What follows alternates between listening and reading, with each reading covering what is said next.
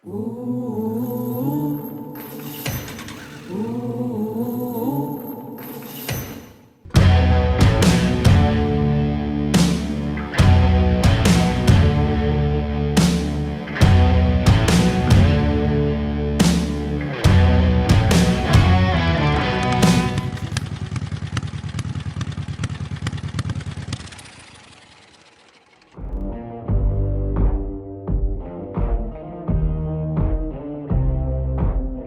sejam todos bem-vindos, né? Boa noite. 10 de julho, a nossa 10ª edição. Edson, a palavra está toda com você. Fica à vontade, meu amigo. Ok. É um prazer estar aqui com vocês nessa live, nessa reunião e participar do Motocast. Beleza, mas então, né? A minha história, né? Eu tenho uma longa caminhada no motociclismo. Para você ter uma ideia, a minha primeira moto eu tive com 18 anos, que eu comprei minha primeira moto, né? Aos 19 para 20 anos eu já começava a mexer com a própria moto em si, eu já começava a fazer manutenção. Bom, mas com o passar do tempo, a minha paixão pela motocicleta foi aumentando cada vez mais. E na época eu comprei uma moto terrível, uma XL 125 de 1984, lançamento da Honda, né? Eu gostava muito do off-road e acabei participando, andando muito no off-road, e eu comecei, na verdade, a participar de pequenas provas, né, de enduro, trilha, e, nossa, aí não teve mais jeito, né? Mas naquela época, a minha profissão não tinha nada a ver com motocicleta. Eu trabalhava numa empresa, eu tinha lá minhas funções e tal, né? Mas o meu coração ainda era voltado para a motocicleta. Bom, olha o que aconteceu. Com o passar do tempo, no ano de 1988, aí eu fiz um curso de mecânica com o seu Vadeucídio Simone lá em São Paulo. E eu resolvi estudar, investir, né, nesse ramo, né? E, consequentemente, eu já era piloto de enduro, participava de provas de enduro, já tinha até ganhado uma corrida do Paulista, e fui até 1990, né? E veio o plano Collor, a gente abandonou tudo isso daí. Mas depois eu tive um convite de um amigo meu para ir para moto velocidade. E naquela época foi o ano de 1994. Então eu saí do off-road, já estava fora do off-road, e resolvi me aventurar na moto velocidade, como mecânico. Veja bem, mecânico. E nós andávamos de RD 135. Então, a primeira vez que eu fui em Interlagos foi em 1994. Eu fiquei apaixonado, eu vi aquilo ali e falei, nossa, que legal. E nós começamos a preparar, né? Eu era um mecânico preparador também, estava aprendendo, e que lá foi, como é que fala, paixão à primeira vista. Aí eu abandonei totalmente o off-road e fiquei na moto velocidade. Aí nós participamos do campeonato 95, de 96, em 97 foi o nosso último campeonato com a RD 135. Aí o campeonato mudou e trouxeram as motos do Mundial direto do Japão, o Brasil. E eu fui um dos preparadores da época que a Honda deu uma oportunidade. A Honda selecionou alguns, falou, olha, se você quer pegar uma RS para preparar e tal, mas era algo assim, eles forneceram a moto, eles deixavam um cheque calção, no final do campeonato tinha que devolver a moto em perfeitas condições, senão a gente pagava. Bom, nessa época, foi aí que eu percebi que na área de preparação e acerto era um outro nível, porque nós estávamos com uma moto do Mundial, do ano de 1998, era o modelo da moto que a gente tinha, ano 98. E era uma réplica de uma Fireblade, a gente podia dizer assim, de uma Fireblade na época, aquela de 920 cilindrada. Suspensão, chassi, e nós estávamos com uma moto de 45 cavalos, que pesava 87 quilos, 45 cavalos de potência, uma 125, que chegava fácil aos 204, os 208 quilômetros por hora, né? Então, eu tive uma experiência foi muito forte, Nós íamos para a pista de corrida, tínhamos que levar uma mini estação meteorológica por causa da carburação, e eu aprendi muito, fiz escola. Então, nós fizemos o campeonato de 98, de 99 e o campeonato de 2000. Em 2000 para 2001, então, se encerrou essa categoria. E nós paramos. Né? Ela encerrou por o simples motivo que não tinha mais suprimento de peças para manter a categoria. E os pilotos, era algo muito caro manter, né? Cada corrida, você precisava trocar muitas peças, e as peças eram importadas, caro, e a categoria morreu no ano de 2000. Em 2001, me afastei da moto velocidade e fui para o kart. Aí eu fiz kart em 2001, 2002, 2003, meu piloto ficou campeão, o Seninha, lá de Capivari, né? Ou melhor, de Campinas, né? De Paulínia, isso. Mas faz tanto tempo que às vezes eu nem lembro mais. Mas foi uma boa temporada. E nessa época, né, a gente começou a utilizar, eu tive o primeiro contato com a telemetria, onde eu colocava no kart. Então, eu tive um grande desenvolvimento de telemetria no kart. Quando eu percebi que no kart nós tínhamos uma condição técnica muito melhor em termos de preparação em relação à moto velocidade. Então, quando o kart deu uma parada, aí foi em 95, tivemos que parar, o pai do piloto não aguentou mais manter, e no fim eu acabei voltando para a moto velocidade. Isso foi em 2005, falei 95, mas foi em 2005. Em 2005 eu consegui comprar aquela RS do Mundial. Nossa, consegui comprar aquela moto. E eu comprei a moto, fiz uma restauração, inclusive eu tenho no site, eu restaurei a moto inteirinha, comprei um macacão usado. Em 2005, o Alexandre Barros, junto com o Bruno Corano, fez um track day especial com o Alexandre Barros em Interlagos. Eu falei, não vou perder essa chance de jeito nenhum. Eu preparei a motinho e tal, eu falei, bom, agora a moto é minha. Agora eu tenho condições de ter a minha moto. Porque, na verdade, era o seguinte, naquela época eu era mecânico, preparador, mas tinha uma vontade de andar. Nossa, sabe? A lombriga ficava a vontade de andar na pista, né? Eu falei, mas tá bom. Mas em 2005 eu comprei minha moto. Eu falei, agora eu tenho minha moto, não quero nem saber, eu vou andar. E aquele track day do Alexandre Barros era um track day VIP. Eles não sabem o que é track day VIP, é caro. Então, eu tive o prazer e a honra de participar e pegar algumas dicas de pilotagem. E foi em 2005 a primeira vez que eu entrei na pista como piloto de moto velocidade. E aí foi um prazer, foi algo que me contaminou por completo. Bom, aí não abandonei mais, né? Aí chegou uma hora que essa moto 125 que eu tinha do Mundial, eu pesando 80 quilos, numa moto 125, parecia um urso andando de bicicleta. Eu tive que abandonar. Aí eu comprei uma Fireblade 1000. Aí já era em 2007.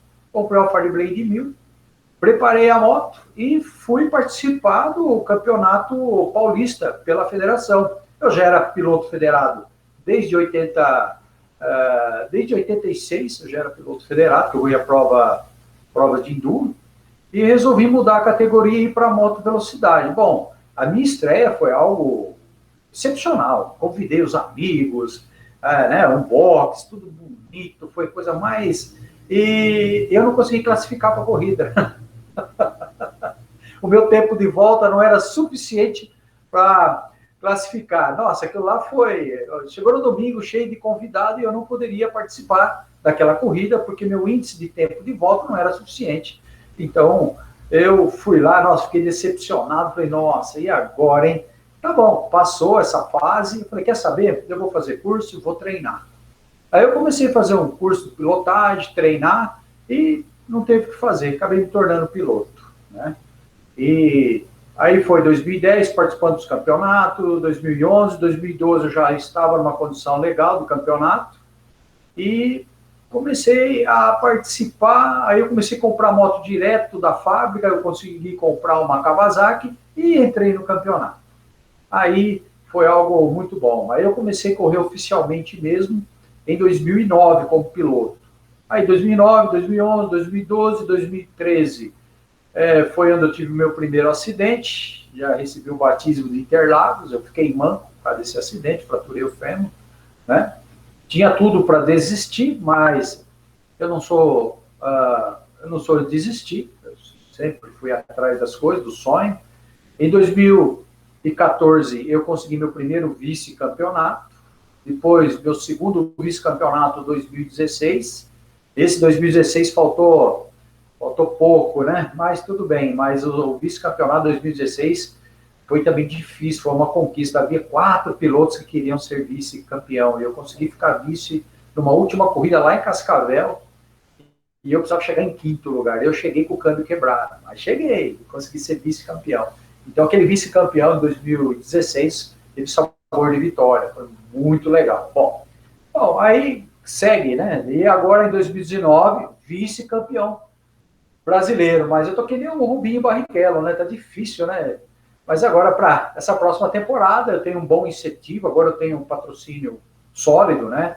De uma empresa, a Elf me patrocina, né? A 4ª maior petrolífera do mundo, né? E também na geração de energia. Então, hoje eu sou, no Brasil, o único piloto patrocinado pela Elf, né?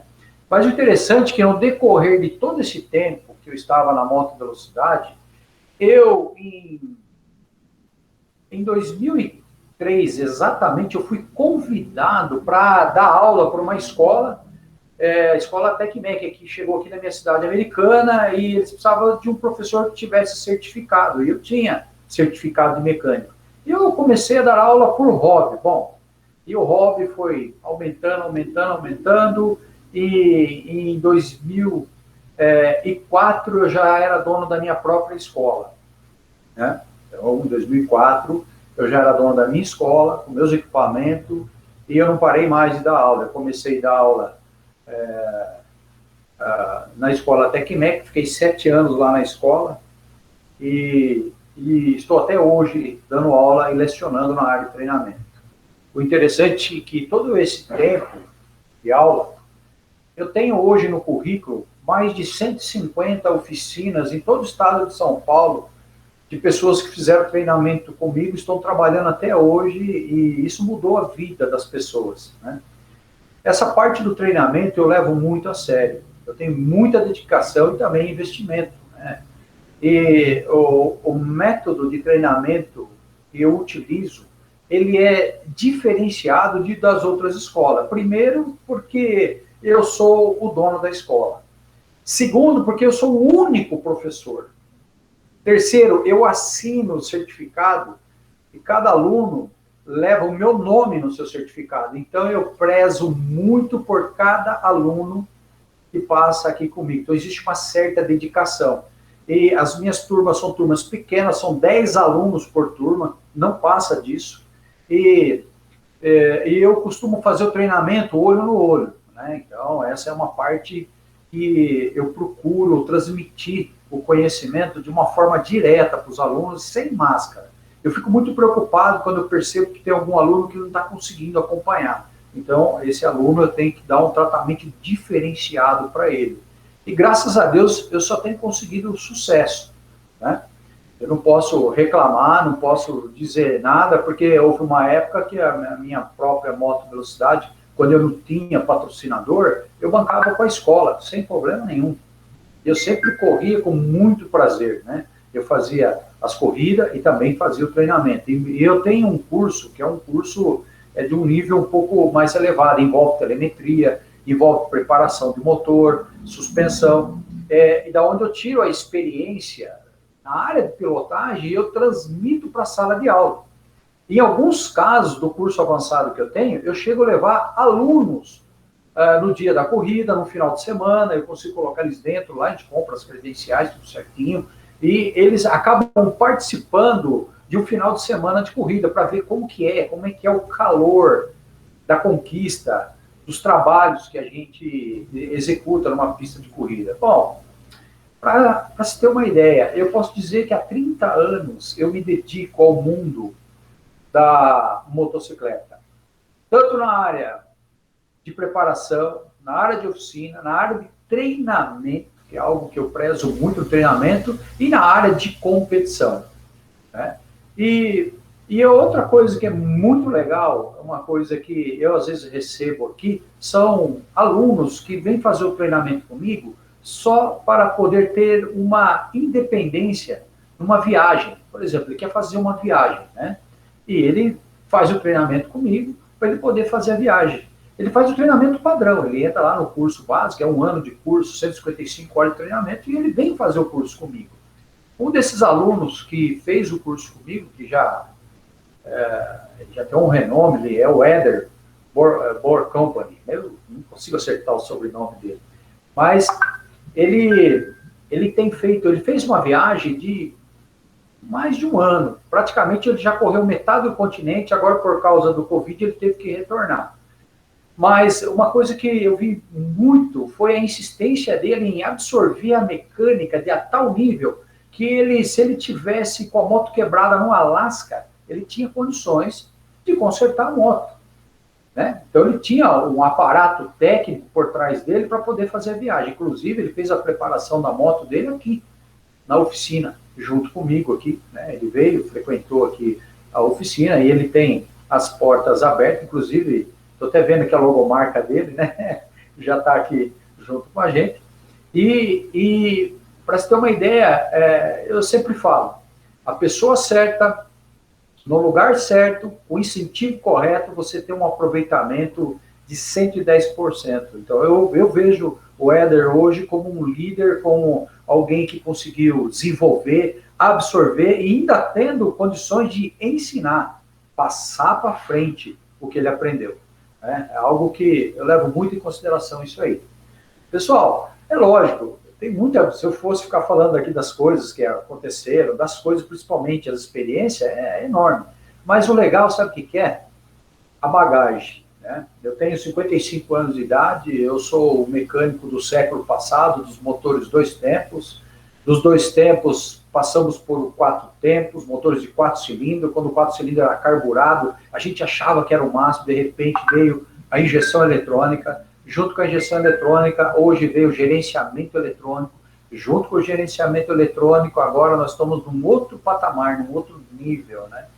Então, o que a gente percebe é que as motos estão se tornando híbridas, né? Hoje, quando você tem uma motocicleta, nós já vamos chegar num nível que a motocicleta vai estar integrada ao celular e a moto, o sistema da motocicleta vai avisar no celular das manutenções que precisam ser feitas.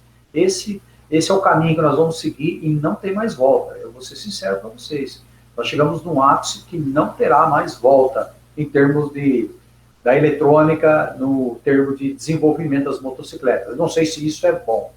Eu sou muito fã ainda daquela moto simples, sabe? Sabe o que é uma moto simples? Uma moto com a ignição analógica e um bom carburador, né? Você atravessa o mundo e não para, né? É lógico que hoje nós temos motocicletas, eu diria assim, hoje nós temos tanque de guerra, combate com tecnologia, né? Algo muito, muito legal, né?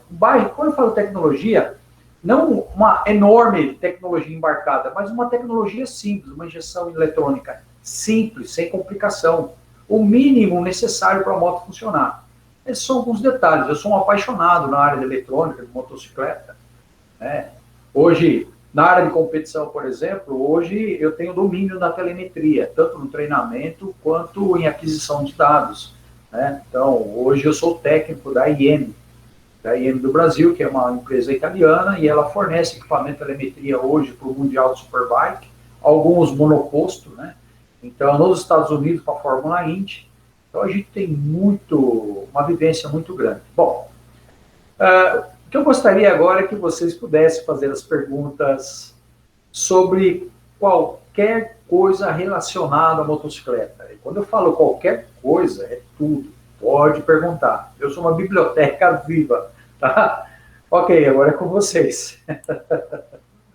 Pessoal, se alguém quiser participar, liga aí o microfone, né? Liga a câmera aí e participa junto com a gente. Não, lógico, se quiser digitar também, pode digitar no chat, né? A gente já viu aqui alguns comentários. O Navigator Road Trip, né? Ele já falou assim, valeu pela lembrança, que eu acredito que é esse rapaz que você falou aí que se a moto quebrar no Alasca, dá conta. É ele mesmo.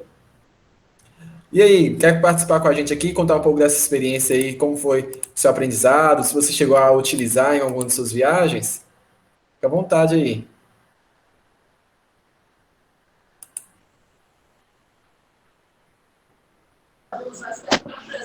Opa, fala aí, tudo bem? Desculpa Tudo bem? invadir aí a live do chefe Herrera aí, valeu pela Nada, lembrança. é que é um bate-papo mesmo. Mas vamos Seja lá. bem-vindo, meu brother. Valeu, chefe. Bom, é o seguinte, falar rapidão aí de algumas situações que aconteceram na viagem bem rápida, mas acho que a principal, assim, com as duas principais com relação à mecânica, uma foi que eu tive que regular a válvula da moto, né? Lá eu estava no Texas, nos Estados Unidos, e eu tive que parar a moto, fazer toda a manutenção dela de regulagem de válvula. E também teve a situação que eu estava lá no Alasca, tive que trocar a corrente, né? E o rapaz lá do Alasca acabou fazendo um serviço meio porco lá, instalou errado a corrente, instalou sem o-ring, não fez curso de mecânica aí na Herrera.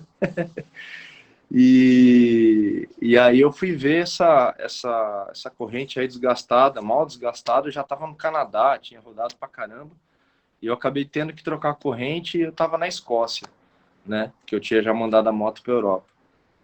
Então, sem os conhecimentos mecânicos aí aprendidos aí durante a viagem, aliás, antes da viagem, e algumas dicas até durante a viagem aí, com relação a injeção eletrônica, a altitude que muda, mais alta, mais baixa, consumo de gasolina.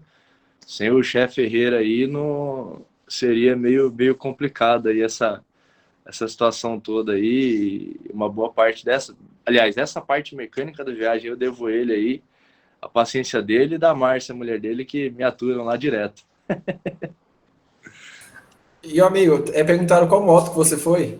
Eu fui com uma Tenere 660. Olha só que bacana. Você foi até o Alasca, então, e voltou. Não, na verdade eu fui até o Alasca. Do Alasca eu cruzei os Estados Unidos, Canadá e mandei a moto para a Europa. Daí eu tô rodando, né? Tava rodando na Europa. Cheguei até a França ali e, e aí eu tive que voltar na época por causa do frio e agora, que era a época de eu voltar para lá, aí teve essa questão do corona e eu não pude cruzar aí, né? Voltar para lá e acabar a volta ao mundo aí. Agora tem que esperar ver quando que vai dar. Ah, que bacana. E você tem algum canal ou Instagram que o pessoal pode acompanhar essa sua aventura aí? Tenho, eu vou escrever aqui nas mensagens aqui o canal, principalmente no Instagram, que é o mais comum. Inclusive, às vezes eu posto algumas coisas fazendo algumas estripulias nas motos lá na oficina do chefe lá. Ah, bacana. Deixa aí mesmo. Mais Beleza. alguém tem algo que queira perguntar para o Herrera, até agora, pelo que ele já falou, ou queira contribuir também? Fique à vontade.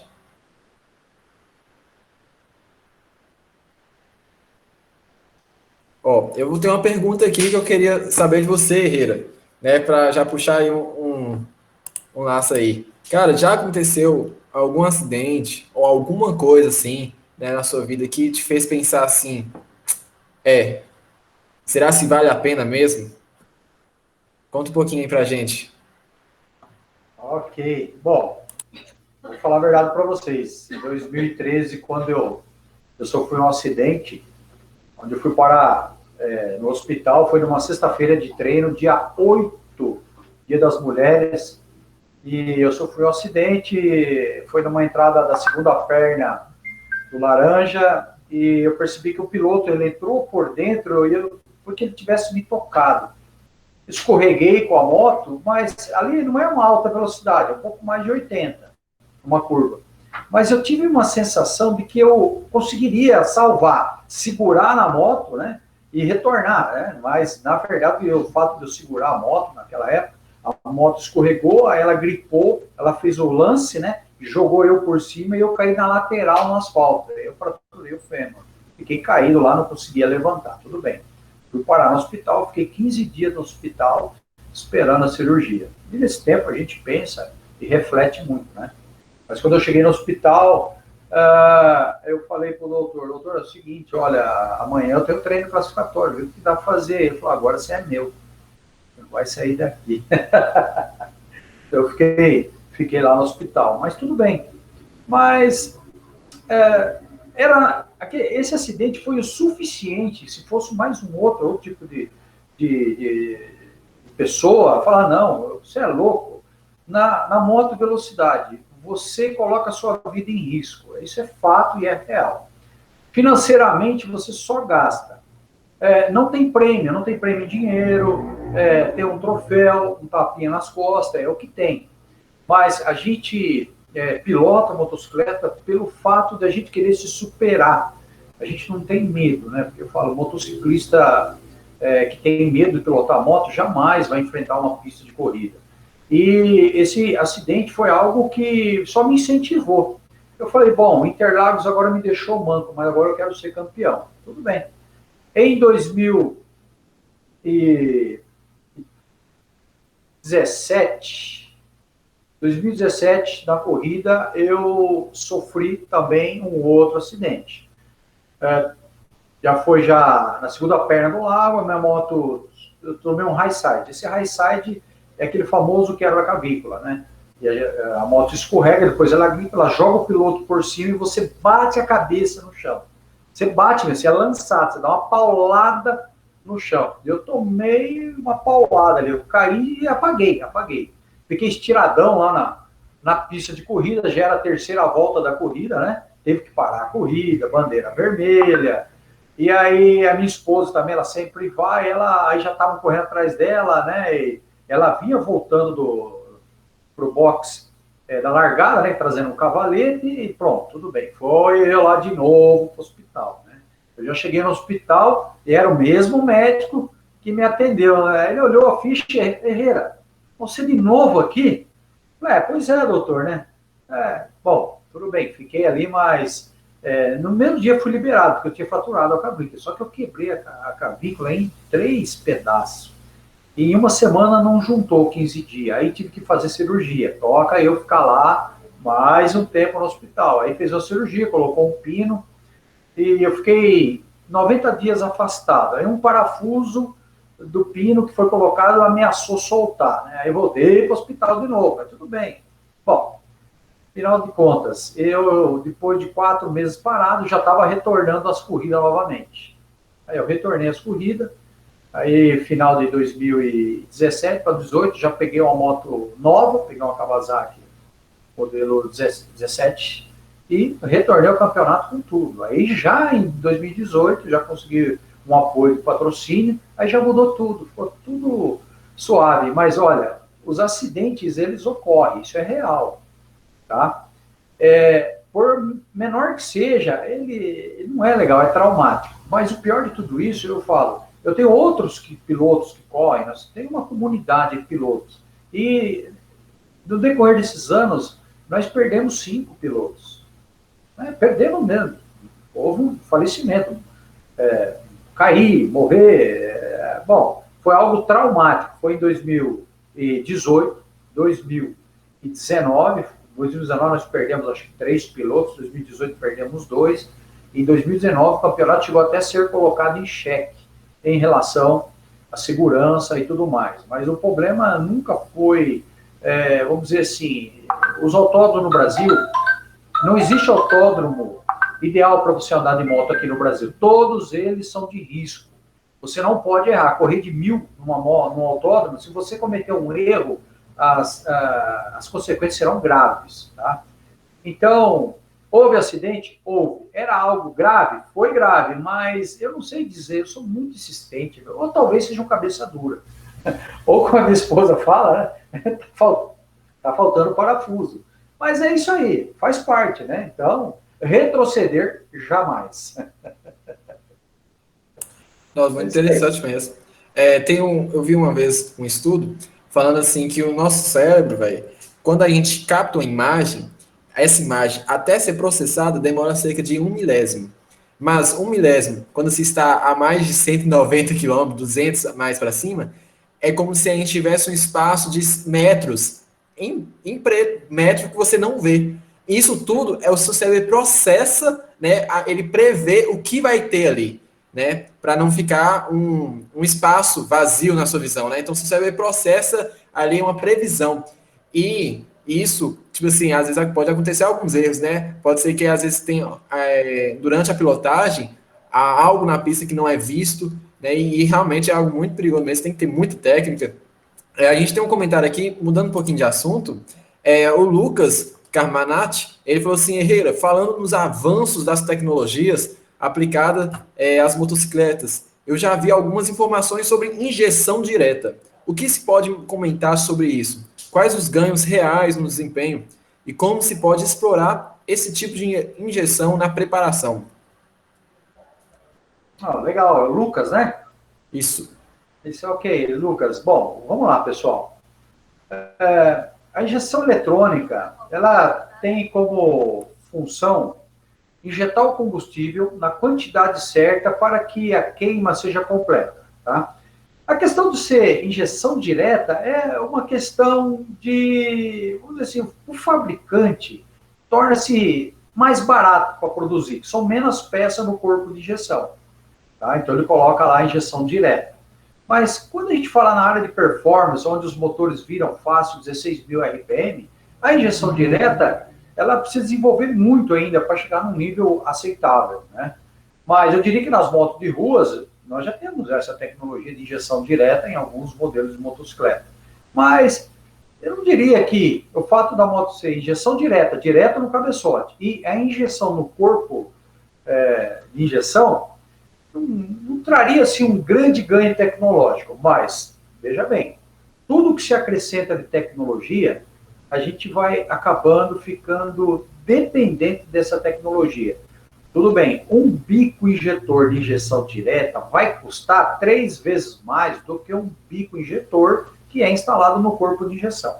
Se hoje um bico injetor que é instalado no corpo de injeção custa de 600 a 1.200 reais, quanto mais um bico injetor com injeção direta no cabeçote da motocicleta. Então, eu tenho minhas ressalvas. Elas vão chegar? Vão. Até que ponto isso pode melhorar a performance?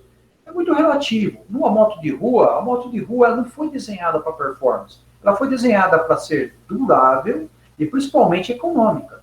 Eu falo econômica, é economizar o combustível, porque nós temos leis e acordos mundiais aonde tem que se diminuir o índice dos gases de poluição na atmosfera. Então, isso vai limitar a potência e vai limitar desempenho. Não tem como conciliar essas duas coisas. Na área de competição, a gente não está nem vendo quanto a moto vai consumir. O único detalhe é que na motocicleta, no mundo da motovelocidade, não dá para fazer é colocar uma moto a álcool, né? O álcool é um excelente combustível, não polui, tem alta performance, alta octanagem, mas o tanque teria que ser um barril de 30 litros para poder terminar uma corrida, né? Então, o álcool, infelizmente, por causa do seu fator estequiométrico, ele não é viável para uma moto de corrida, tá certo? Então, é legal, essa tecnologia está chegando, mas ela não é tão diferente, o fato de ser injeção direta e o fato de ser injeção indireta. Tecnicamente, a diferença de uma para outra é apenas um percentual. O fabricante pode se tornar mais barato na concepção, na linha de produção, né? Então, é isso aí. Tá? Pode continuar perguntando. Fique aberto mais uma vez. Quem quiser pode participar. Edson, boa noite. Muito obrigado aí por você aceitar nosso convite e participar aí do MotoCast. Uma vez eu participei aí de uma corrida tua aí, e você explicou para nós a respeito das motos que participam das corridas. Qualquer um pode correr? Como que funciona? A moto tem que ser moto baixada? Como que é o negócio? Vamos lá, isso aí é um assunto muito interessante. No campeonato não é qualquer moto. A moto tem que ser homologada, as motos têm que ter documentação, tem que ter número de chassi, não pode ser moto baixada, a moto tem que ter procedência, entendeu? Se a moto for baixada, chassi recortado, número do motor picotado, não consegue fazer o campeonato. Mas tudo bem.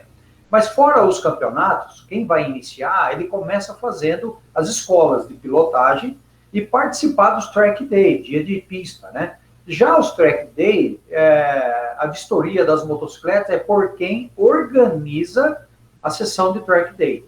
Então, é quem é o organizador. Então, o organizador é que fica, a critério dele, se ele aceita as motos que vão entrar na pista, se é chassi remarcado, se é baixado, se é de procedência duvidosa. Então, isso é algo que pertence à pessoa que está executando o track day, que está fazendo essa ação, tá? Agora, para se começar na moto velocidade, a melhor coisa tem que começar pelo primeiro degrau. O primeiro degrau é fazer um curso de pilotagem. Começar com as motos de pequena cilindrada.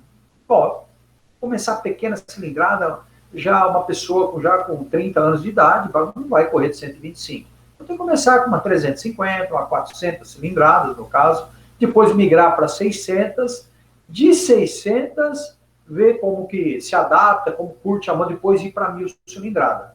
Hoje no campeonato não tem como chegar lá, você compra uma moto de 1000 cilindradas e já vai fazer inscrição. Não tem, é impossível hoje no campeonato, tá? Então, hoje no campeonato, a pessoa para correr de 1000 cilindradas tem que ter curso de pilotagem, além de N exigências, né, de um ano para cá, teste psicológico, tem que fazer, as motocicletas têm que passar por um rígido controle de segurança e ele tem que fazer um ano na categoria escola. E nessa categoria escola, ele tem que atingir o índice de tempo para depois subir para a categoria light. E na categoria light é onde se concentra a maior quantidade de pilotos. A categoria light da moto velocidade de 1000 cilindradas, ali se chega a ter grid com mais de 40 motos, 42 motos, às vezes são 50 motos disputando o grid para índice, né, de tempo. Então, dentro da Light, hoje, é uma Light que ela tem dentro dela 4 subcategorias.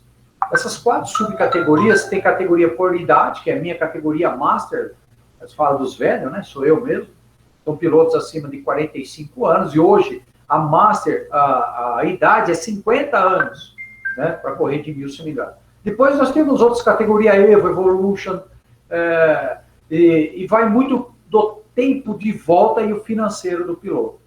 Um piloto que consegue virar 1 minuto e 42 segundos na categoria Light, ele vai ser convidado a ir para a categoria Pro, que é a categoria profissional, onde o Alexandre Barros correu ano passado, o Eric Granado e outras estrelas da moto velocidade. Ali já o nível de pilotagem já é outro.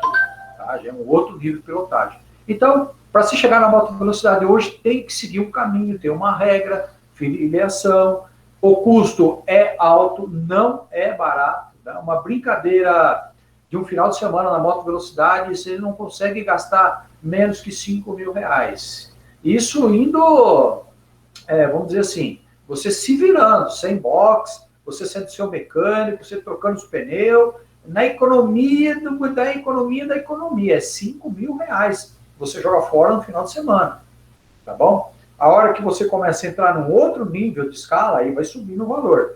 Eu falei 5.000 para você gastar, mas eu não falei que você tem que comprar uma moto que custa 50, eu não falei que as suas roupas, bota, capacete e tal, você vai gastar em torno de R$8.000, né? E fora as coisas que envolvem isso aí, né? Então, para você chegar nesse ponto, você já investiu só na sua condição de corrida em torno de uns 80 mil. Ah, a moto, como é que ela chega lá? Você vai ter que comprar uma carretinha, vai ter que dispensar um carro, né? Hoje eu estou estruturado, hoje eu tenho um furgão, eu tenho box, tenho um investimento alto na minha equipe.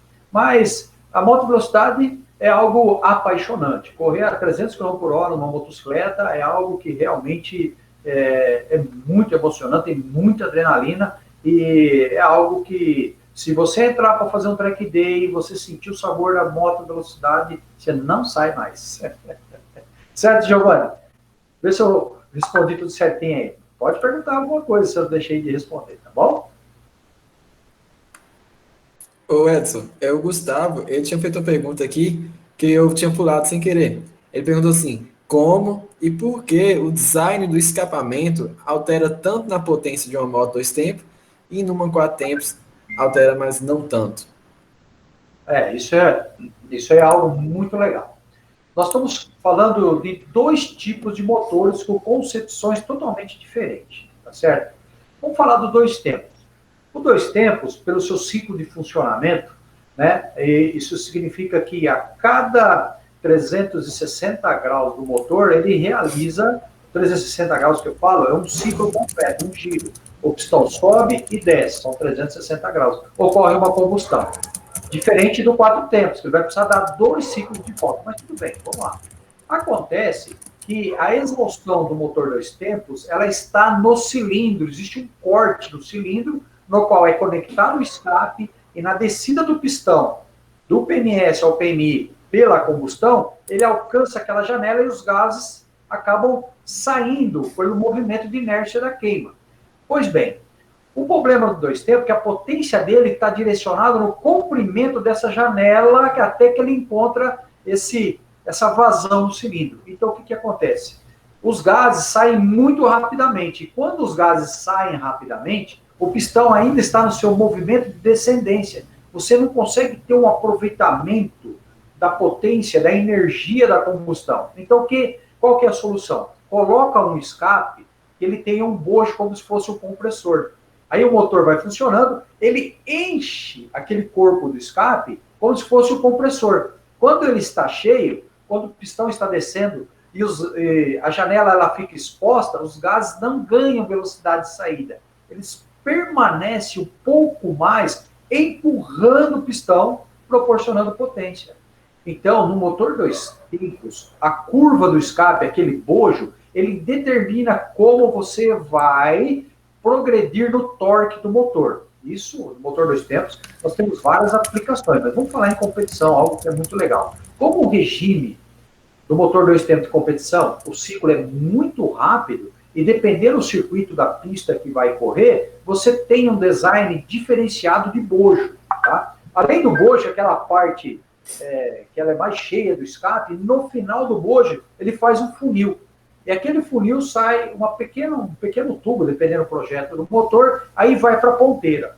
A ponteira é uma outra peça de ajuste na saída dos gases. Se você usa uma ponteira mais comprida, você esvazia, você demora para esvaziar o bojo de dois tempos, você consegue mais torque, tá certo? Principalmente em circuitos de longa. Agora, se você tem um circuito onde tem muita curva, que o motor não chega a ficar muito tempo em alto giro, você tem que pôr uma ponteira menor. Aí, o que acontece? Ela esvazia a ponteira mais rápido e consegue dar uma pressão constante ali no corpo do escapamento. Isso é o dois tempos. Então, o dois tempos é algo que você mudou a dimensão do escape, você muda a performance dele.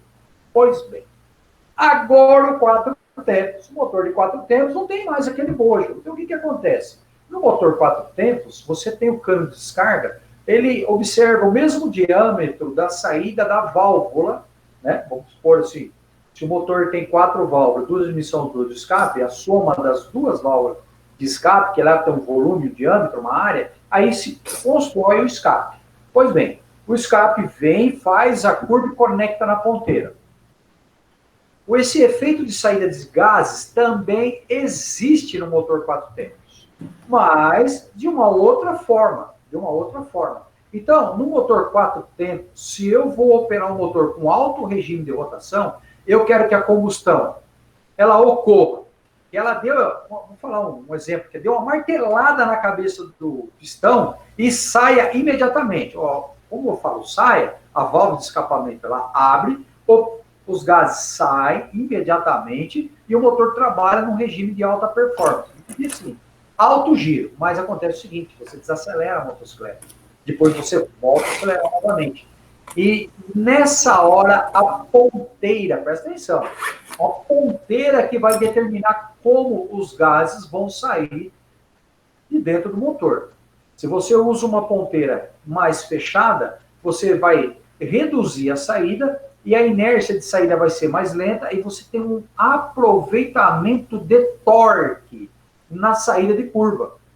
Então, no motor 4 tempos, se você tem uma pista onde tem muitas curvas, você usa um comprimento de ponteira diferenciado.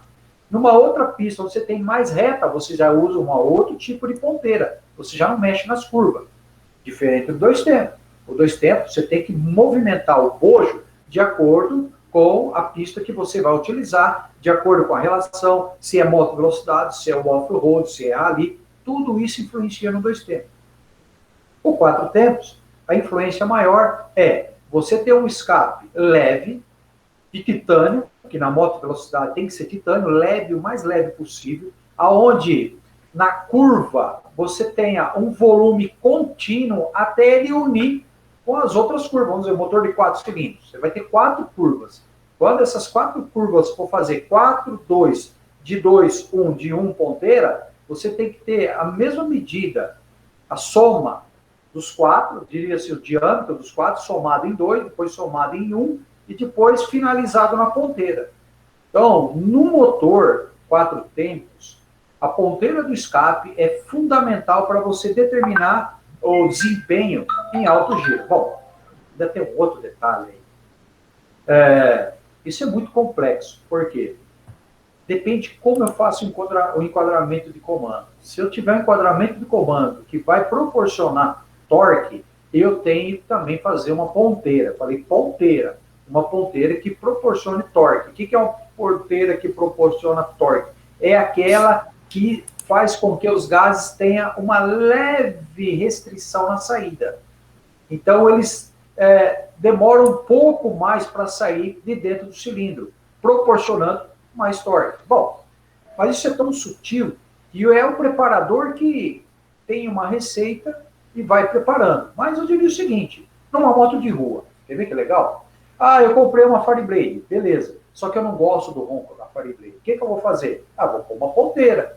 Aí, tira a ponteira original, você põe uma ponteira esportiva. Você só mudou o ronco, você não mudou o desempenho. Tá? As motos de rua têm esse detalhe. Você só trocou a ponteira, você só vai mudar o ronco. Não que uma moto vai ganhar mais performance. Não vai ganhar. As motos de rua hoje, as esportivas, elas são desenhadas com limitações técnicas. Essas limitações é para diminuir o índice de ruído, tá? Em decibéis. Outra, para atingir a norma de emissões de gases. Então, na união dos 4 curvas do escape, ali tem um catalisador. Esse catalisador é o maior matador de potência das motos de grande cilindrada. Ali chega a tirar 10 cavalos, 12 cavalos de potência só no escapamento com essas limitações. Eu falei aonde tem um catalisador. A ponteira, quando a gente troca e não mexe no catalisador, você só mudou a parte sonora, você não mudou o desempenho da moto. Isso na maioria das motos, tá certo? Essa é uma questão, tá bom? Se vê aí, se ficou claro, pode fazer uma pergunta de novo aí, tá bom? Ele trouxe um complemento aqui perguntando se é muita desvantagem usar o escapamento 4x1 em competição. Bom, 4x1, né? Seria 4, depois junta nenhum. Bom, a coisa funciona da seguinte forma. Hoje não tem mais o que inventar, ninguém vai reinventar a roda, tá certo? Então, na área de competição, nós temos os maiores fabricantes, e os fabricantes, todos eles trabalham com uma forma de execução de escape. Ou seja, todo mundo já sabe a receita do sucesso. E a receita do sucesso é 4, 2, 1 e ponteira. Essa é a melhor receita, tá bom? Mas, se você tem uma 7 galo, tá certo? 87, 88, aquela 7 galo, para ter aquele ronco, tem que ser 4.1. De 4 juntas já vai para 1, tá certo? Então, isso aí é algo. Mas, em termos hoje de desempenho, a receita é universal. Tá? Junta os 4 cilindros, sai as 4 curvas, elas vão unir de duas, elas fecham em uma, de uma, ela canaliza para uma só ponteira. Isso é o que nós temos hoje no mercado e funciona assim. Só não vai funcionar motor em V. Motor em V é os escapes mais complicado que existe, motor em V, tá bom? O motor em V tem os cilindros apoiados no mesmo virabrequim. Acontece que uma Ducati, por exemplo, a Ducati, tá bom? Uma Panigale. Panigale é 2 cilindros. E quando você tem um motor de 2 cilindros, de 4, na saída dos gases, o comprimento de escape tem que ser igual. Na união, tem que ser igual. E na ponteira sai tudo na mesma medida. Mas quando você tem um motor em V ou em L, isso é extremamente complicado, porque o cilindro que está na frente, ele vai ter um escape, um comprimento diferente, em relação ao cilindro de trás, que vai unir, e tem que unir eles, não dá para fazer separado. Mas mesmo que for fazer separado, o caminho que os gases vão percorrer até chegar à ponteira, nos dois cilindros tem que ser igual. Se você tiver diferença de comprimento de escape até a ponteira, você vai ter cilindros com desempenho diferente. Isso no motor de 2 cilindros, o motor não vai ser o maior dor de cabeça. Já visto, quando vocês veem uma Panigale, vocês olham o escape de trás, vocês falam, rapaz, como esse escape faz esse monte de curva aí para depois unir na ponteira ou sair na ponteira? Né? É algo que no visual você já percebe, mas é uma questão de engenharia. Motor a combustão tem essas características. Tá bom? Manda bala. Bacana demais. Herrera, seguinte, vamos agora mudar um pouquinho de assunto, né? Tivemos uma pergunta aqui muito interessante, que é o seguinte: em comparação à Fórmula 1 e outras categorias de carro, onde os brasileiros acabam saindo do Brasil para se desempenhar com excelência, como funciona o motociclismo no Brasil? O esporte de altíssima qualidade mantém suas estrelas no país? Diga assim, né? Ou quando a pessoa acaba se destacando, ela tem essa tendência de sair? Como se situa o motociclismo de competição no Brasil em relação à Europa e América? Fala um pouquinho sobre esse cenário e aponte como o Brasil pode evoluir em relação ao esporte. Bom, esse é um assunto complexo. Primeiro que nós temos que entender o seguinte: no Brasil, nós brasileiros, nós não temos passado motociclístico. Nós não temos, certo? Nós não temos. Na Europa, sim. Na Europa, lá, o cara que ele fala ali, vamos falar na Itália, ele fala, meu tataravô participou da Primeira Guerra Mundial usando uma Metzler. E aí, o que acontece? Lá, a história do motociclismo, ela tem de geração em geração. Então, eles estão na nossa frente há muito tempo.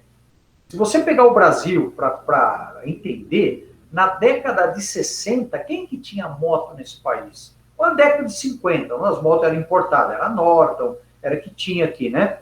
Algumas corridas meio ensaiadas, mas não tinha a história do desenvolvimento do motociclismo. A gente pode dizer que, infelizmente, quando na década de 70 e a indústria nacional começou a chegar aqui, né, a Honda, a Yamaha tinha desembarcado primeiro, depois veio a Honda, e entre eles houve um acordo comercial onde a importação de motocicleta foi proibida, tá? Isso trancou, travou o nosso mercado. A Honda fornecia moto de 125 cilindradas, a Yamaha 125 dois tempos. E foi decidido entre eles um acordo de cavalheiros, entre aspas, cada um ia seguir um caminho. Isso amarrou todo o nosso desenvolvimento. Bom, agora, ali é isso, condição política da época. A questão do desenvolvimento. Então, o que aconteceu? No fim do governo militar, aí nós entramos no governo civil, e década de 80, né? Década de 80. E os modelos de motocicleta que nós tínhamos aqui no país, lá fora ninguém queria. A gente tinha XL X350, uma Big Trail, Teneré, lá fora ninguém mais queria essas motos. Para você ter uma ideia, a Galo, quando ela foi lançada para andar aqui, as matrizes de produção, ninguém mais queria lá fora, né? Lá fora nós já tínhamos CBR 600 com tecnologia, já tinha injeção eletrônica. Então, tá bom, beleza. Então, o nosso mercado é um mercado que estava não tinha lastro para desenvolver financeiramente. As fábricas produziam uma quantidade muito pequena, nós não tínhamos condições de comprar a moto naquela época, era difícil comprar. Eu comprei minha primeira moto em 1985, e meu pai foi bravo comigo para assinar lá o financiamento. Foi bravo, ele tinha lambreta, né? Ele ficava, não, que moto é perigoso, que não sei o que tem e tal, mas eu era teimoso lá. Fui lá e comprei minha moto em 18 parcelas, uma XL 125 nova. Aí, não, tudo bem. Olha o que acontecia. Naquela época, eram os pilotos de enduro, moto velocidade, malemar nós tínhamos Interlagos. Bom, enfim. Vamos falar do que nós estamos vivendo hoje. Hoje, para você ser piloto de moto velocidade, você tem que ir aonde tem as motos competitivas, olha, presta atenção que eu vou falar agora, autódromos. Isso tanto na moto velocidade quanto no carro. A gente não tem autódromo no Brasil, presta atenção. Como que nós vamos desenvolver pilotos para moto velocidade? Vamos desenvolver pilotos para correr na Fórmula 1. O Brasil não tem autódromo. Isso é claro e ponto final. A Argentina tem mais de 60, só para você ter ideia. O Uruguai tem o dobro. Não, tem muito mais que a gente. O Uruguai tem pilotos correndo no Mundial. Então, a única forma de desenvolver piloto é ter pista de corrida. Ah, eu posso ter dinheiro, não tem pista? Para onde que eu vou? Vou para a Europa. Chega lá na Europa, na moto velocidade, por exemplo, a Espanha, que é o berço do motociclismo, isso já em 2000, na década de 90, já era o berço do motociclismo. Lá tem corrida durante a semana, campeonato durante a semana. Lá, um exemplo disso é Marc Marques. É um exemplo. Eu posso citar. O pai dele colocou ele desde pequeno, porque lá na Espanha, na Europa, com 200, 300 autódromos, um autódromo com segurança. Sabe o que é segurança? Se ele errar uma freada, tem área de escape, tem brita. Ele não vai rachar no meio de pneu, que acontece aqui no Brasil. Aqui no Brasil, Interlagos, se você perder o ponto de freada, tem um monte de pneu lá te esperando. Você é 200 por hora. Você não vai sobreviver. Esquece, isso aí não tem jeito. Tá? Agora, lá na Europa, há condições. E outra, o motociclista lá na Europa, ele é visto de uma outra forma. É quase um herói de guerra. Você falou que você é piloto de moto velocidade, você é bem visto lá. Aqui, quando você fala que você é piloto de moto velocidade, os caras, mas quem que é esse cara aí? Se for nos Estados Unidos, você for falar que é piloto de moto velocidade, lá os caras te consideram como um herói. Né? Porque na Segunda Guerra Mundial, os pilotos de moto velocidade que faziam competição foram eles que foram bombardear a Alemanha. Precisava de piloto para pilotar naquela época os B-22, né, que eram os bombardeiros. Quem é que ia pilotar eles? A única forma de treinar era pegar os pilotos. Pegava os pilotos, estão acostumados a andar naquela velocidade, pegar um avião, colocar asa numa moto. Então eles conseguiam ter essa performance e foram para a Inglaterra. E da Inglaterra, a maioria dos pilotos americanos, que eram pilotos, eles foram lá participar da guerra. Então, quando você fala que você é piloto de moto velocidade lá nos Estados Unidos, lá, existe muito respeito, você é muito bem recebido. E olha que detalhe. Sabe, hoje, se eu fosse pôr na balança, seria mais barato para mim correr lá em Miami, na Flórida, participar dos campeonatos lá, seria muito mais barato do que correr aqui no Brasil. Tá? Então, a gente tem essa situação. Hoje não tem como você ter um piloto na moto velocidade, ele sendo preparado aqui no Brasil. Não tem como. Se nós tivermos aumentar pelo menos mais uns 20 autódromos com segurança, aí a próxima geração nós teremos pilotos de ponta. Pelo fato de não termos autódromo, que esse foi o maior problema, tem que ir para a Europa. Você chega lá na Europa, tudo bem, lá tem autódromo, tem condições, tem motocicleta, tem preço, tem custo acessível, você consegue participar do campeonato e lá, só tem um detalhe, hein? O nível de pilotagem do pessoal lá é elevado. Para você chegar lá e disputar, você já tem que, vamos dizer assim, o certo é você nascer na Europa, já de pequeno, você conseguiria ter performance lá, porque hoje lá na Europa, a molecada de 7, 8 anos já está em cima de motocicleta, já está acelerando, né? E agora a gente pega aqui, né? Que nem eu comecei tarde na moto velocidade como piloto. Eu comecei já na área de empresário. Tá? Então eu tinha bem sucedido, tinha minha empresa e tal, então eu tinha condições de manter. Né? Eu comecei a correr com 45 anos de idade. Essa aí não é idade para piloto, isso aí é para quem a gente quer se divertir e tal. Não que a gente quer chegar na pista lá e ter alta performance e comparar a nossa performance. Isso eu estou falando no meu caso. No meu caso. Hoje, alguém que quer começar, a gente aconselha começar na categoria Junior Cup, que são as motos de baixa cilindrada. Mas assim que começar a pegar um desempenho legal, sai do Brasil. No Brasil, não tem como formar piloto. Mas por quê? Por quê? Porque não tem autódromo. É simples, 2 pontos na outra linha. Não tem autódromo. Não tem. Se não tem autódromo, não tem como treinar, porque o piloto, ele vai andar onde? A rodovia?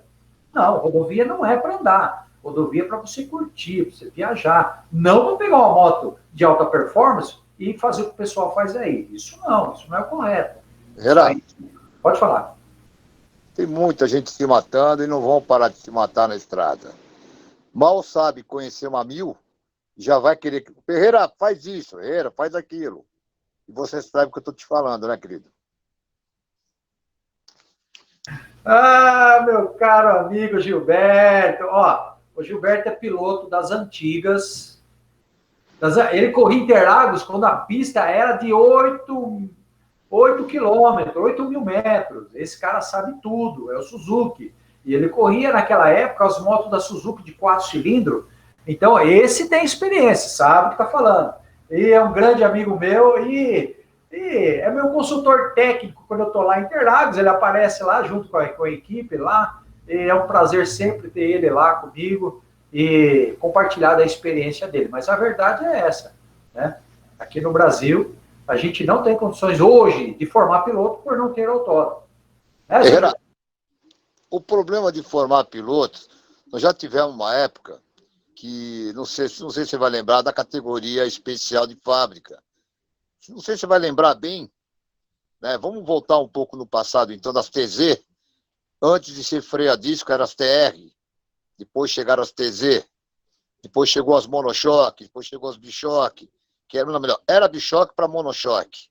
Lógico. Agora, vamos falar, só falando de 2 tempos. As tecnologias de hoje, das moto 1000, é aquele negócio. Tem muito piloto de track day que já acha que é piloto e já acha que é instrutor.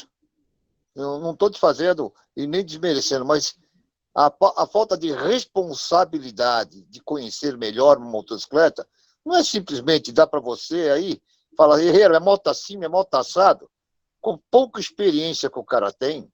Desculpa, mas eu acho que o atestado de óbito está faltando assinar.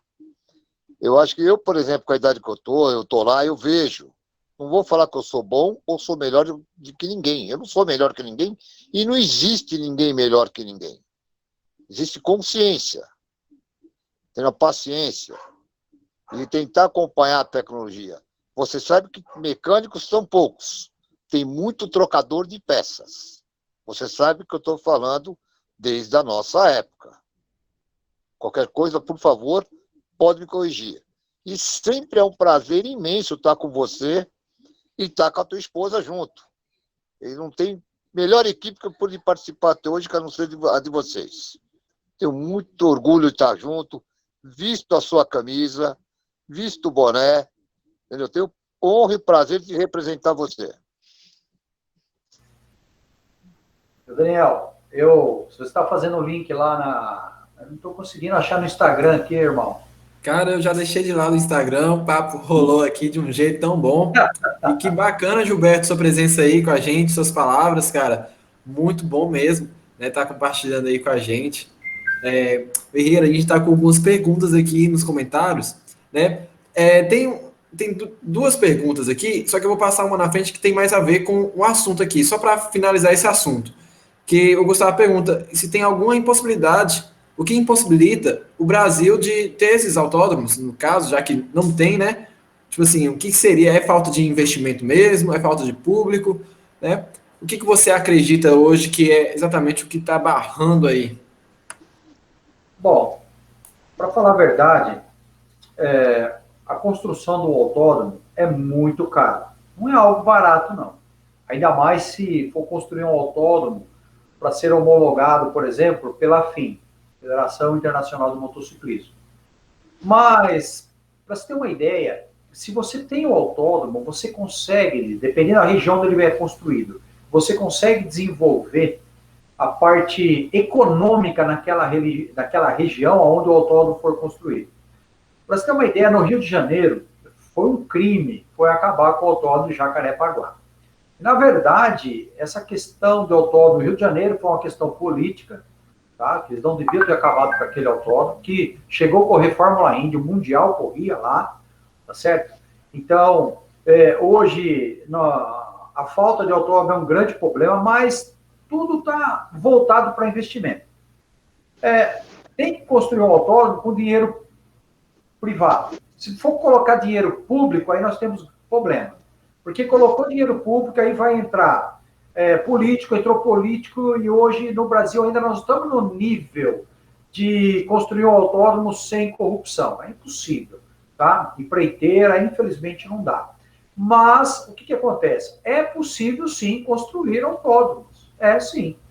Nós temos espaço? Temos. Temos território? Temos. Hoje, em Minas Gerais, já está terminando um autódromo, chama Autódromo de Potenza. Falta pouco para ele terminar, homologado para motocicleta. E tem lá um outro autódromo, que já faz algum tempo que ele foi inaugurado, lá em... Puxa, agora me fugiu o nome daquele autódromo. Nossa, eu nunca corri lá, mas estou louco. De Curvelo, a cidade de Curvelo. Excelente autódromo lá, né? E depois nós temos um aqui em Elias Fausto, que está quase pronto, da Pirelli. Mas ele, na sua construção, ele não consegue ser homologado para moto de 1000 cilindradas, justamente por questão de segurança. O Brasil, ele é amplo em território. Então, tem como ter aqui um dos melhores autódromos, mas o custo do autódromo, ele é alto.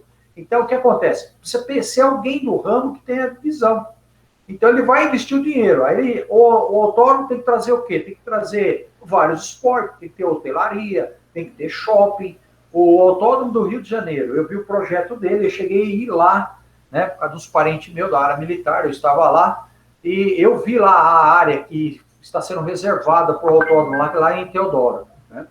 E aquele espaço é um espaço que está morto lá naquela região militar do Rio de Janeiro. Pensa num lugar caro para manter, para o próprio exército manter, e ali é ideal para fazer um autódromo. Uma vez vencendo as licenças ambientais, está tudo pronto para fazer autódromo. E vai ser um autódromo com hotel, com shopping, com também um estádio de futebol junto, tá? E é um projeto maravilhoso, ok? O maior problema hoje que eu vejo, que a gente vê a nossa experiência, está na área política. Está na área política. E para vencer a velha política, é difícil vencer a velha política. Entendeu? Porque você vai fazer o investimento, a primeira coisa que você vai trombar é com o pessoal da área ambiental. Né? Pessoal da área ambiental. Para liberar uma região para fazer autódromo é complicado. Mas o pessoal não vê que nós estamos em desenvolvimento. O nosso país não é o mesmo de 20 a 30 anos atrás. Hoje, nós temos as melhores motos que tem lá fora, na Europa, lançamento, hoje é lançado aqui no Brasil. Você ouve uma novidade de uma moto, daqui a pouco, poxa, já tem gente andando com essa moto na rodovia. Uma H2, por exemplo, da Kawasaki, que era uma moto... Tem pessoas no Brasil que tem uma moto dessa só para ficar Olha, eu vou falar para você. Uma moto de 500 mil reais, ele tem numa prateleira pendurada no escritório porque ela é linda. Então, você vê, dinheiro tem. Pessoas que têm condições, tem. Mas o maior enclave hoje é a área política. É realmente complicado. Agora, você falando de custo, né, de autódromo, mas pegando esse gancho aí com os custos, a gente tem uma pergunta aqui, falando assim, que para se tornar um piloto de moto profissional, né, ou mesmo um piloto amador com pretensões esportivas, é preciso buscar conhecimento técnico, teórico, né, prático, necessário de piloto e obter um certificado de curso para conseguir tirar a carteira de pilotagem, que foi aquilo que você falou lá no início, né, essa trajetória. Agora, especificando um pouco mais, qual o custo disso para correr no Brasil como iniciante, né? Você falou ali que um final de semana não sai menos que 5 mil, né? Mas falando sobre essa questão de tirar essa carteira de piloto profissional, né? Desses cursos, sim, qual seria mais ou menos um custo geral, né? Para um iniciante e também na Europa e na América? Bom, isso aí, aqui no Brasil, eu sei. Precisa de mim, Herrera? Pode perguntar que está junto. Tranquilo. Para você ter uma ideia, na Europa eu não sei quanto custa, tá? Porque eu nunca tive essa oportunidade de ir para a Europa. Mas eu posso falar aqui no Brasil. Aqui no Brasil, hoje, nós temos várias escolas de pilotagem, tá certo? E tem que fazer curso. Não existe outra possibilidade sem curso. Aquela era de chegar, comprar a moto, pôr na pista, fazer track day, depois ir para campeonato, essa era acabou. Não existe mais. Não existe mais. Agora tem que fazer como tem que ser feito. Tem que pegar as escolas que têm experiência, as escolas que são homologadas pela CBN. Inclusive, meu amigo Gilberto Penteado aí, ele é alguém que está na área de treinamento de piloto. tá certo? E existem várias escolas, mas hoje tem que fazer curso. Bom, vamos lá, vamos falar em termos de financeiro. Um curso hoje, você vai achar curso de 1.400, 1.800, 2.500, 3.000 reais, vai depender da escola. Então, na hora de eu escolher, às vezes um curso barato, eu vou chegar lá e vou ficar fazendo zigue-zague em cone. Então, o que acontece? É melhor você experimentar um curso que cabe no seu bolso, mas assim que você tiver condições, opta por um curso de uma escola credenciada, alguém que tem experiência e de preferência em autódromos. Tá? Em autódromos, escolas estão homologadas que utilizam autódromos. Né? Em Goiânia tem bastante, em Curvelo também tem, Interlagos tem, mas Interlagos esquece que está tudo fechado, tá bom? Mas em Curitiba tem o autódromo de Pinhais. Então, existe as escolas, tem que ser feitos os cursos. Depois que fez os cursos, que adquiriu experiência, aí parte para a filiação, e na filiação começa a participar das categorias iniciantes. Bom, quando eu falo participar, você vai tentar participar. Então, para você chegar nesse ponto, você já tem a sua moto, você já tem seu equipamento de segurança, a sua moto já está preparada com investimento adequado, né? E você tem que ter um mecânico. Não dá para ir para a pista de corrida sem mecânico. Tudo bem, você tem mecânico? Tem. Mas quem é esse mecânico? Não é qualquer mecânico. Infelizmente, muitos vão para a corrida e levam um borracheiro. Tá certo? Não que não deva ter um borracheiro. Sim, borracheiro é importante. Tem que tirar a roda, trocar pneu, montar. Eu faço serviço de borracharia no meu box. Tá certo? Mas é preciso que tenha um mecânico justamente para fazer alguns ajustes de segurança na motocicleta. Alguém que sabe fazer um bom freio e um ajuste de suspensão. Esse é o mínimo que você tem que ter para você entrar numa pista de corrida para poder você ter condições satisfatórias. Uma outra coisa que é importante, parece que não, mas alguém, eu vou usar uma palavra aqui, um coach, alguém que tem uma certa experiência, que possa te dar as dicas. Isso eu vou falar a verdade para você, isso é algo que eu vou falar assim, é uma finese, né? Você já imaginou 30 pilotos e cada piloto ter um? Quer dizer, você tem que estar perto de alguém que tem experiência. E que esse alguém possa te ajudar na pista de corrida. Quando não dá, você fez um curso com alguém que faz competição, isso é importante. Como que eu vou fazer um curso com alguém que nunca fez uma competição, nunca foi piloto, nunca entrou não participou do campeonato? Ele não tem nem pódio no campeonato e ele montou uma escola e já é piloto. Não, tudo bem. O mercado é livre, tem pessoas que têm o dom para fazer treinamento, mas o que a gente pede? O que eu aconselho? Que você olhe a escola e veja quem é o dono da escola. Veja quem é o professor, o know-how do professor, por onde ele passou, né? Eu já vi professor que nunca tinha participado de uma corrida oficial de moto velocidade, e era professor de moto velocidade. Não que isso seja errado, não tem nada de errado, tá? Mas na hora do vamos ver o pega para capar, aí que a coisa pega. Olha, para você ter uma ideia. Nós tivemos falecimentos desses últimos anos e alguns deles foi por falha mecânica.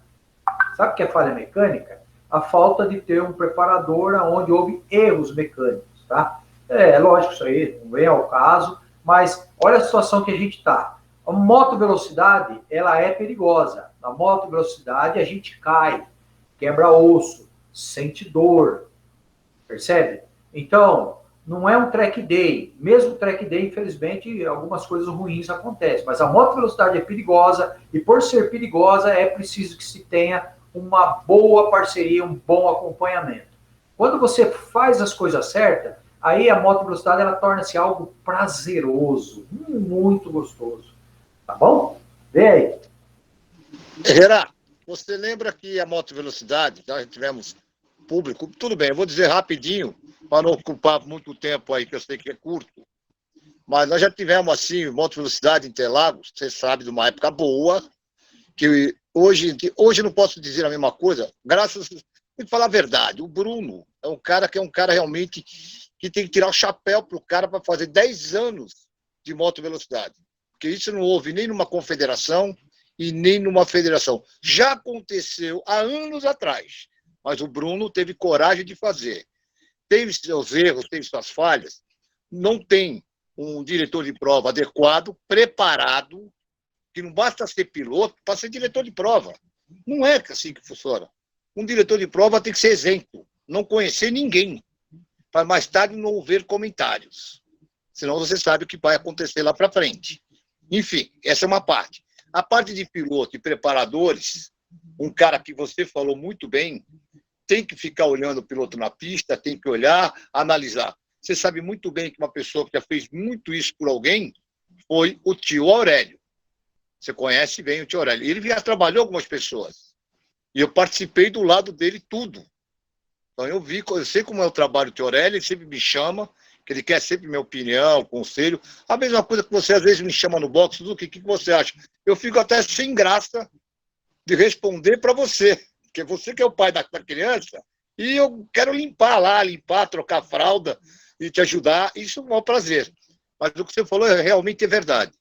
Falta uma pessoa que cuide do piloto na pista, e como você disse, se cada piloto tiver uma pessoa, o boxe não vai sustentar. Você sabe, você falou, você tem razão.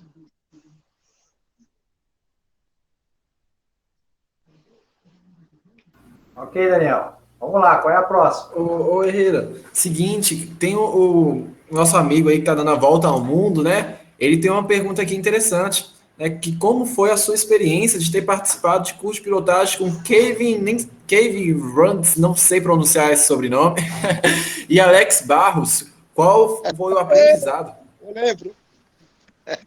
Bom, eu fiz um curso de pilotagem com o Kevin Schwantz. Esse americano, ele é das antigas, campeão mundial da 500 cilindradas. Ele foi quem venceu a última corrida aqui no Brasil, em Goiânia. E ele tem uma escola no Texas, lá nos Estados Unidos, e o Alexandre Barros trouxe ele para o Brasil para fazer um curso. E eu tive o prazer, a felicidade de ficar 2 dias, vamos dizer assim, internado lá em Interlagos, dormindo no box e participando do curso com o Kevin, né? E, olha, eu posso fazer, assim, um divisor de águas. Eu entrei para a pista, quando eu fui fazer minha primeira corrida lá, que eu não consegui classificar, aí eu falei, pô, eu preciso classificar, preciso fazer curso. Depois que eu fiz o curso, mudou totalmente a minha forma de pilotagem. Sem curso, eu pilotava uma moto de 1000 cilindradas tenso. Você não sabe o que é tenso.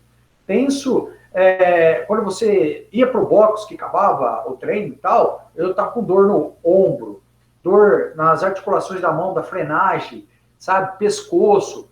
Aí, quando eu fiz o curso de pilotagem com o Kevin, mudou totalmente a minha forma de pilotagem, né? Aí eu aprendi aquelas coisas que são importantes, que é a visão, a visada na pista, o ponto de frenagem, o momento que você desacelera e o momento que você freia e faz a tomada de entrada. Ele falava assim, deixa a moto fluir, não arrasta a moto, deixa a moto fluir. É algo que me cativou muito. E a simplicidade desse americano em transmitir o conhecimento dele foi algo que realmente mudou a minha vida.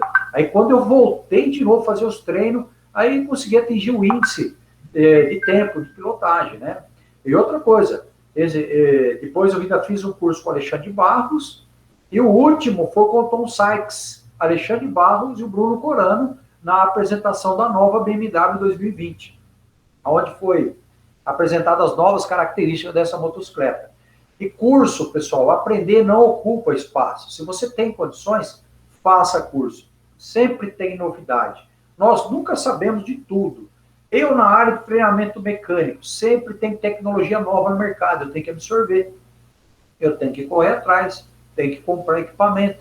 Então, vem uma nova tecnologia, eu tenho que absorver, fazer digestão dessa tecnologia para depois eu poder transmitir para os meus alunos. Curso é importante. Muito, muito bacana.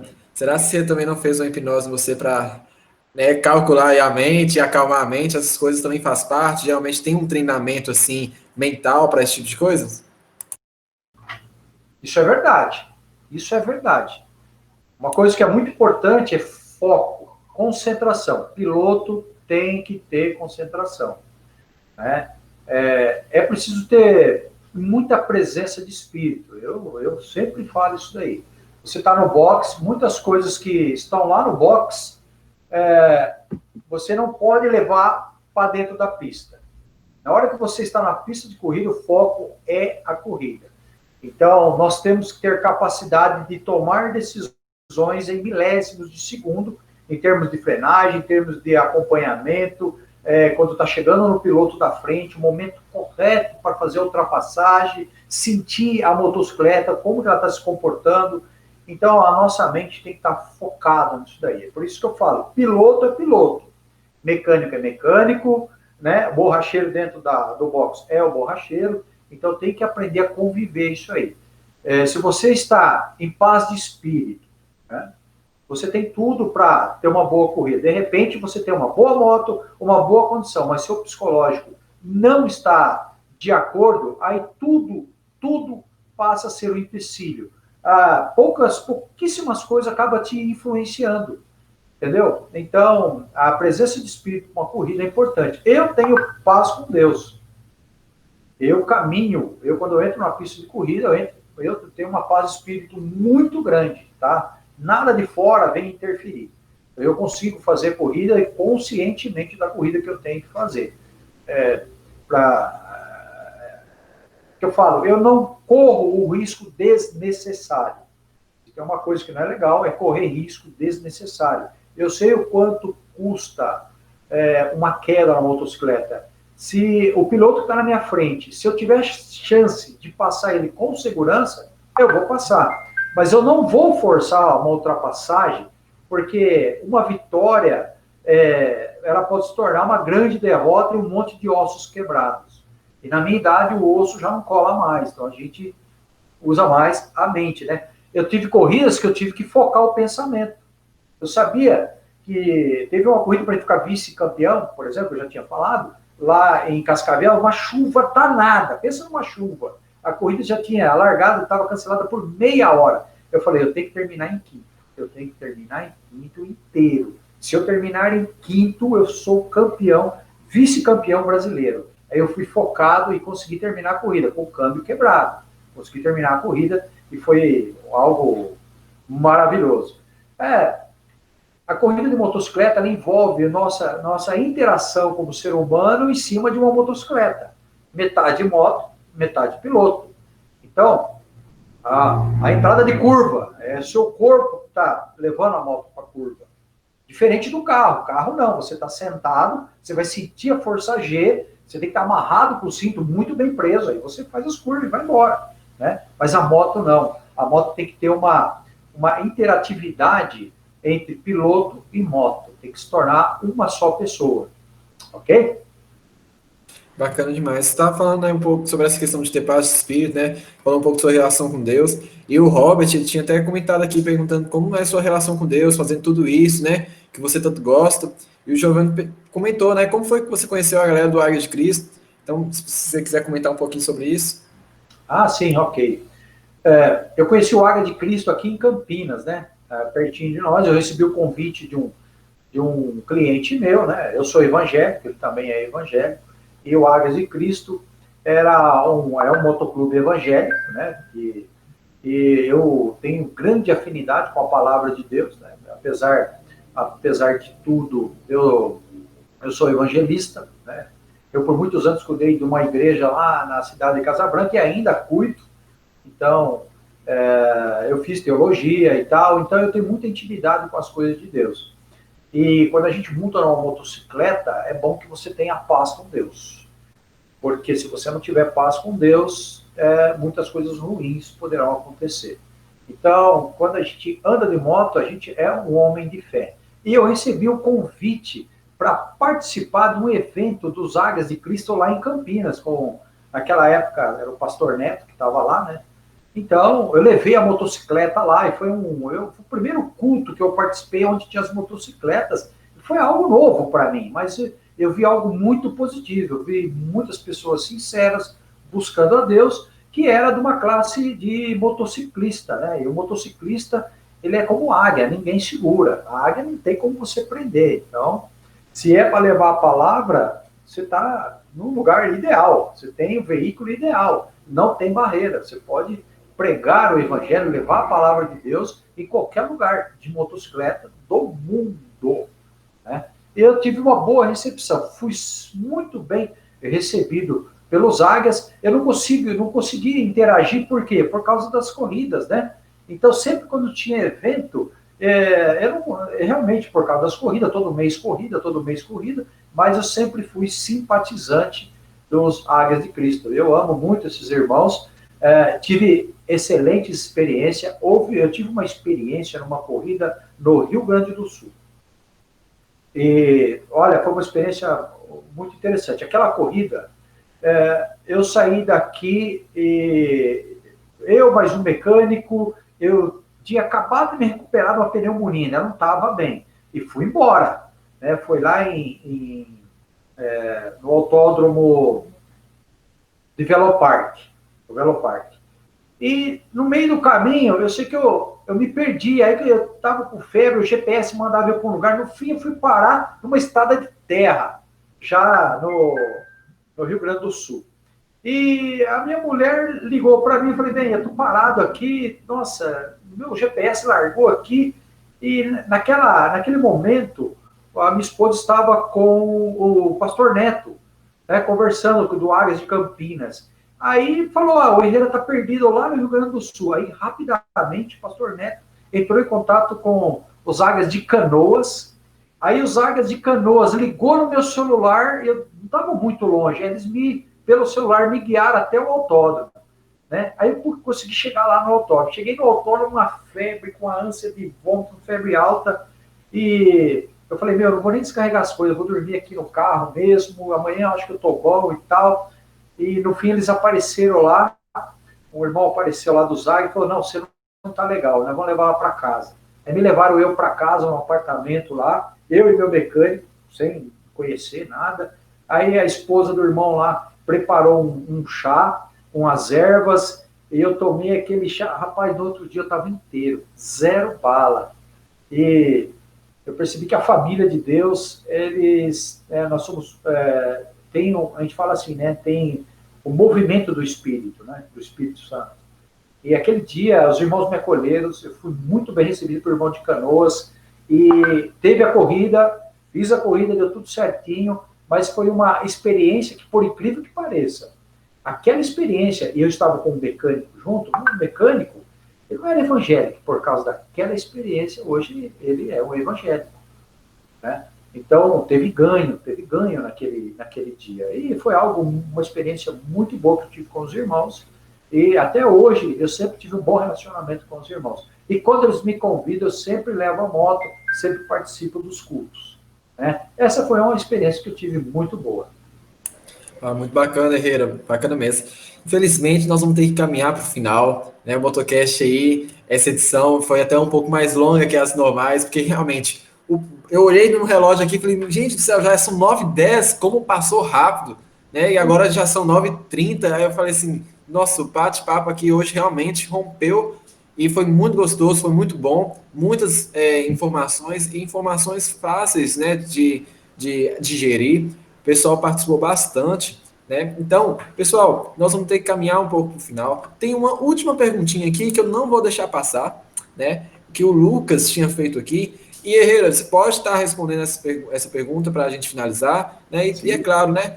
Pode deixar também trazer um pouco sobre como te procurar, né? Quais são suas redes sociais, se você tem um site, né? Para a galera que talvez, não sei se tem alguém aqui que não te conhece, mas que está conhecendo agora, como que faz para entrar em contato com você, para conhecer um pouco mais. E a última pergunta é a seguinte, né? Retomando um pouquinho sobre aquela questão do Brasil se posicionando sobre o motociclismo, né?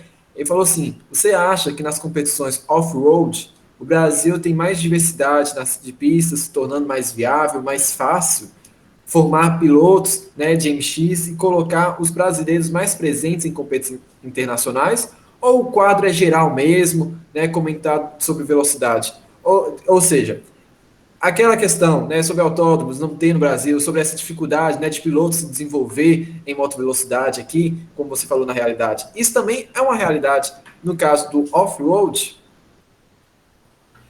Eu comecei no off-road, né? Eu andava de trilha, fiz muito pouco cross, né? Mas uma pista de cross é muito mais fácil de ser preparada do que um autódromo. Muito mais fácil, né?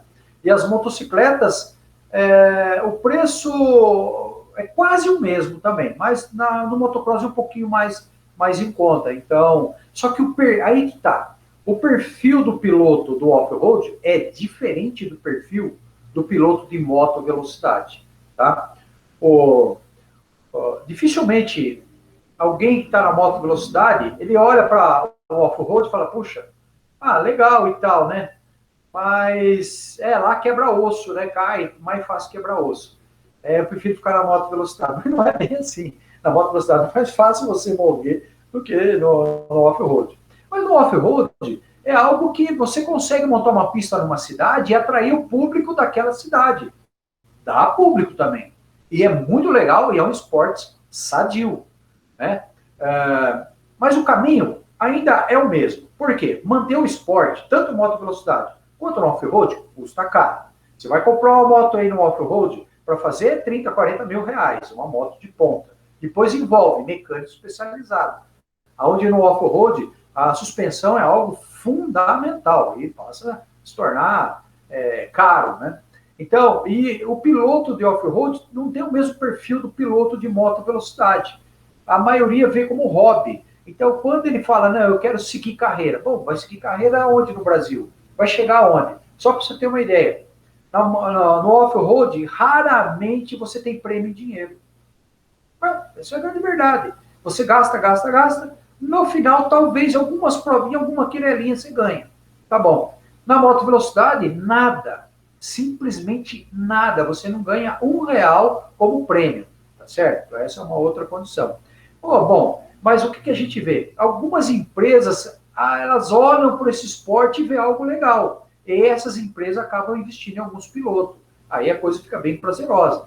Por exemplo, eu tenho uma empresa que investiu em mim, não tanto pela minha performance, mas por uma questão onde eu me localizo. Por exemplo, o fato de eu ser professor, ter opinião, ser um piloto, e eu conhecer o produto da empresa na qual eu patrocino, o óleo lubrificante. Né? Você vê que o óleo lubrificante, ele não é... O óleo lubrificante hoje é uma peça de engenharia, tanto na moto velocidade quanto no off-road. É uma peça de engenharia. Hoje vocês têm as motos modernas porque tem óleo lubrificante.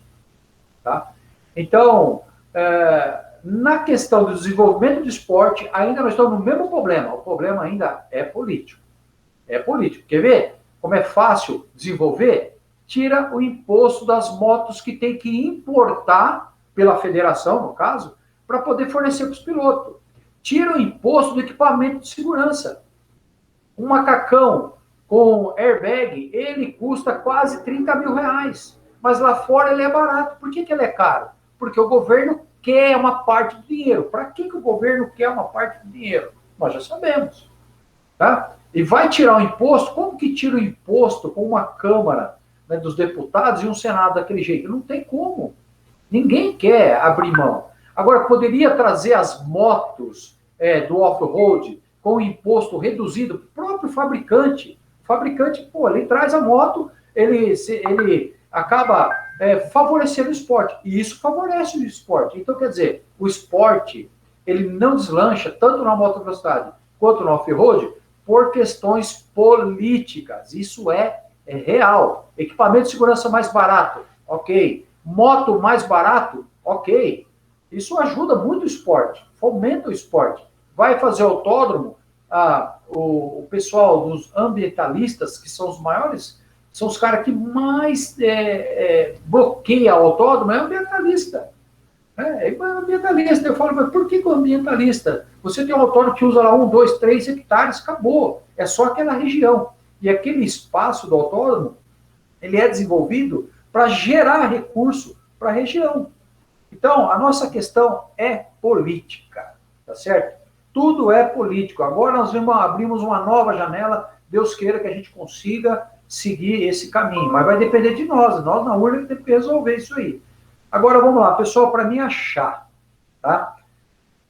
Eu tenho um site, se você for no Google digitar meu nome, Herrera, Racing, você já vai me achar. Se você for no Facebook, Edson Herrera, você vai me achar. Se você for no Instagram, Edson Herrera, também você vai me achar. E lá tem informação da minha escola, eu estou na cidade de Americana, eu tenho treinamento, o treinamento em dias de semana, também tem treinamento VIP. Esse VIP é um dos carros-chefe, porque é particular, individual, olho no olho. É uma situação que a gente tem aí, tá certo? Então, essa questão do esporte foi o que eu falei, para mim achar fácil, tá bom? Pode mandar mais alguma coisa, se quiser ficar até as 10, 11 horas da noite, ainda estou aqui disponível.